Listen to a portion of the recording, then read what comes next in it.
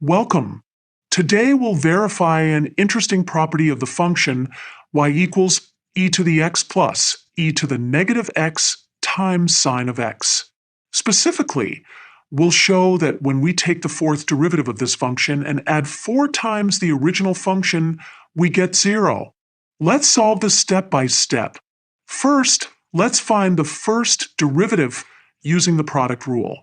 Remember, when differentiating a product, we differentiate the first part and multiply by the second, then add the first part times the derivative of the second.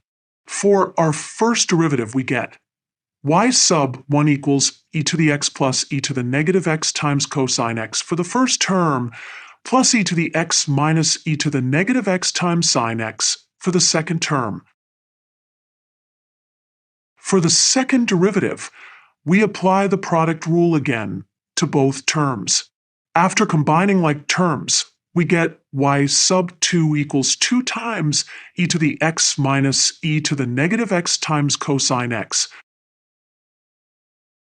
For the third derivative, we get y sub 3 equals 2 times the quantity, negative e to the x minus e to the negative x times sine x plus e to the x plus e to the negative x times cosine x. Finally, for the fourth derivative, after several steps of differentiation and simplification, we get y sub 4 equals negative 4 times e to the x plus e to the negative x times sine x. Now let's look at our original function y. We can see that y sub 4 equals negative 4 times y. Therefore, y sub 4 plus 4, y equals 0, which verifies what we wanted to prove.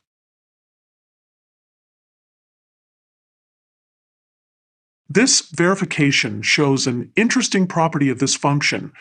Its fourth derivative, when added to 4 times itself, equals 0. Such properties are important in differential equations and mathematical physics. Thank you for watching.